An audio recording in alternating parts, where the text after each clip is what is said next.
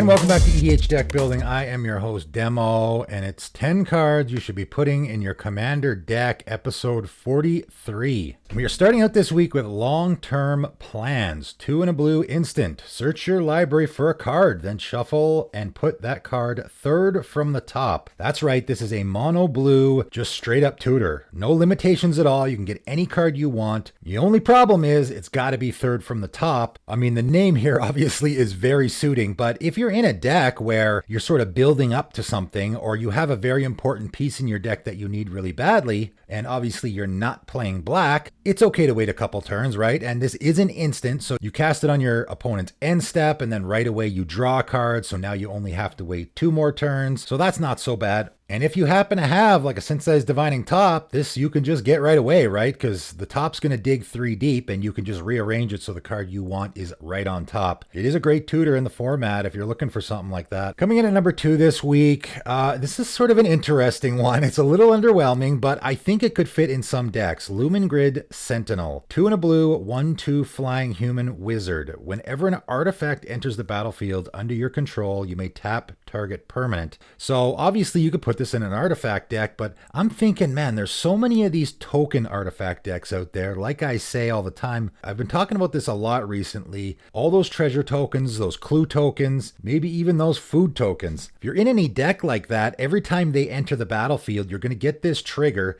You just think about a Smothering Tithe. Your opponent doesn't want to pay the 2. You get to create that treasure token, and then this triggers on their turn, on their draw step, and now you can tap down something of theirs. Maybe you want to tap down their Soul Ring so they can't use it on their main phase. Maybe they got a Gaia's Cradle out there that you can tap down so they can't use it. Can be really good that way. Staying on theme here, we got Magnetic Mine, 4 mana artifact. Whenever another artifact is put into a graveyard from the battlefield, Magnetic Mine deals 2 damage to that artifact's controller. So now we're on the other side of this equation, and if your opponents are playing decks like that all the time, this can be really good. I mean, if you're just hating on artifacts and you want to kill artifacts all the time, this can be great. But in particular, again, all those treasure tokens, all those clue tokens and whatnot, now every time they sacrifice them, that's an artifact being put into the graveyard. So that Smothering Tithe is now not looking so good when this thing's in play. And even more so if you have a number 4 this week, which is March of the Machines, 3 and a blue enchantment. Each non-creature artifact is an artifact creature with power and toughness, each equal to its mana value. So again, you can use this one in a couple of different ways. This one you can use it in, I just want to make all my non-creature artifacts into creatures and swarm in and kill my opponents with it. You can also use this, say if you're in a Dimir deck, which doesn't deal with artifacts very well, I can turn all my opponent's artifacts into creatures, and then when I cast that Toxic Deluge, it's going to kill all creatures and all artifacts, so it can be good there as well. But again, in that Smothering Tithe scenario, those treasure tokens now will just disappear before you even have a chance to use them, right? As soon as they enter the battlefield, they are a 0/0 creature, and they'll instantly go away. Your opponent won't even have an opportunity to react and sack it in response.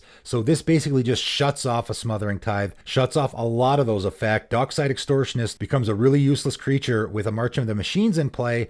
And then as an added bonus, if you want to throw a Magnetic Mine in there as well, those tokens will be dying. They will be going to the graveyard. So with a March of the Machines and a Magnetic Mine in play, now you want your opponent to be creating artifact tokens because they're going to instantly die and they're going to lose 2 damage from it. This can even be a win con in a deck. Your opponent creates a whole bunch of treasure tokens that instantly die and then deal 2 damage to them for each one. I know that's the dream scenario, but I'm just throwing out options for you where these cards can be really good in those scenarios. But moving on to number 5 and getting away from the token theme here, Mage Stone, 2 mana artifact, pay 1 and tap. Untap target creature that has a tap activated ability. So any creature, and obviously your commander is what you're looking at here for this, that has a tap activated ability, you can use this to just pay 1 and untap, which can be great. Blue's really good at untapping stuff. Outside of that though, maybe you want to put this in a deck. There is tons of commanders out there, as we know, where you want to be untapping them so that you can use their ability again. 1000-Year Elixir obviously is the better option of this, clearly, but you don't want to have just one option, right? Maybe you're not going to get the 1000-Year Elixir. answer. If you want to be untapping your commander all the time, you want to throw a couple of these options in there so that you can do that. Coming in at number 6, and this is a really interesting one from back in the day, Malignant Growth, 3, a green and a blue enchantment. So a 5 mana Simic enchantment has cumulative upkeep 1. At the beginning of your upkeep, put a growth counter on Malignant Growth. So you have the cumulative upkeep, of course, which is putting age counters on it, and then the growth counters are separate from that. So that does matter there. And at the beginning of each opponent's draw step, that player draws an additional card for each growth counter on Malignant Growth. Then Malignant Growth deals damage to that player equal to the number of cards they drew this way. So this is just such a funny, interesting card. I remember cracking it open in packs way back in the day and had no idea what to do with it. And I still really don't know what to do with it. I'm mentioning this card just because it is very unique in what it's doing, and a lot of people probably don't know it exists. What do you do with this? I'm not sure. It only helps your opponents, so only your opponents are going to draw from it, and only your opponents are going to take damage from it. So you can play this in a hug strategy, but maybe in a sneaky hug strategy, right? Those hug strategies where you're sort of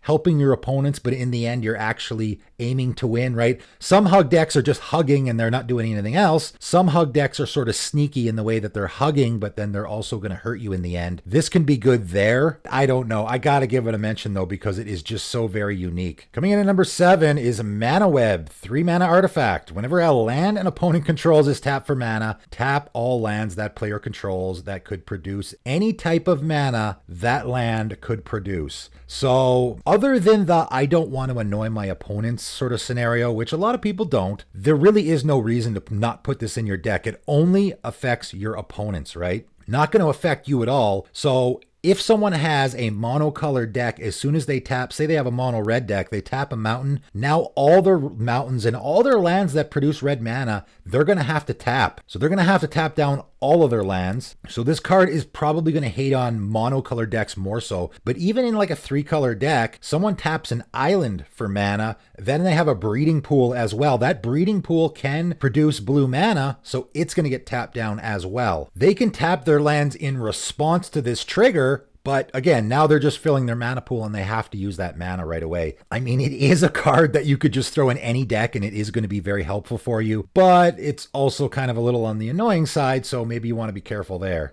Another card that could be a little on the annoying side is Marble Titan. 3 and a white, giant 3/3. Creatures with power 3 or greater don't untap during their controller's untap step. So essentially this is a Meekstone, right? If you're looking for another effect like Meekstone and a little bit of a cheaper effect as well, Marble Titan can be great there. The interesting thing about Marble Titan is it is a 3/3 creature, so if you tap your Marble Titan, it won't untap during its controller's untap step, but, you know, I mean, the effect is still there, right? It's still going to do what it's supposed to. It just itself keeps itself from untapping, which is kind of funny. If you're in that sort of white weenie strategy where you want to hate on the big creatures, it's just a great option for that. Coming in at number 9 this week, Mark of Sukico. 1 and a green, enchant creature aura. Enchanted creature has, when this creature deals combat damage to a player, add that much green mana to your mana pool until end of turn. You don't lose this mana as steps and phases end. This is a really great card. I have this in my Questing Beast deck because I tend to be connecting with my Questing Beast a lot. I connect, even if my commander's only a 4/4, I'm getting 4 green mana on my second main phase that I can then use to cast stuff, obviously. Just a great way to get that mana boost on your second main phase to cast a lot of stuff. Just a nice cheap option for stuff like that. If you even have just a commander that you get in for damage a lot with. And coming in at number 10 this week, Mana Maze, 1 and a blue enchantment. Players can't cast spells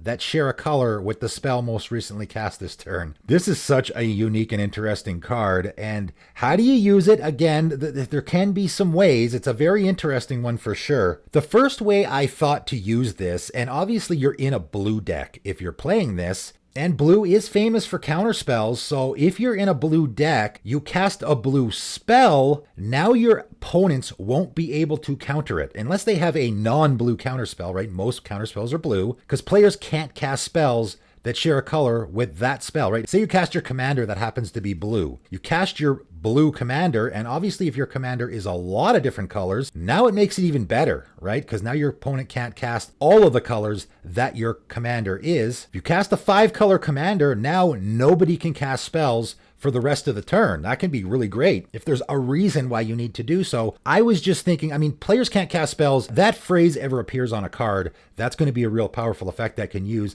I just thought in particular against counterspells it'd be good, right? If your commander is blue, it essentially can't be countered. Again, unless your opponent has a non-blue counterspell, there are a few. Even in a CEDH game, I'm just thinking, you know, for all those CEDH players out there that are watching this, you see all of those counterspell strings that get played in game, right? Some guy casts a Pact of Negation, follows it up with a Force of Will, follows it up with a Flusterstorm or whatever. That's not going to happen with Mana Maze. As soon as someone casts the first counterspell, that counterspell now won't be able to get countered because nobody's going to be able to cast a blue spell for the rest of the turn. So if you have your, for example, Thassa's Oracle WinCon, which a lot of CEDH decks do, nobody's going to be able to counter it, right? Because that's a blue card. So could even be good in a CEDH game, I think. Very powerful effect here for sure, though. But that is it for today. That is 10 more cards that you should be putting in your commander decks. And if you are thinking of purchasing any of these cards, I have a TCG player link. It's in the description below. Please give it a click. It helps support the channel. But that is it for today, and thanks for tuning in.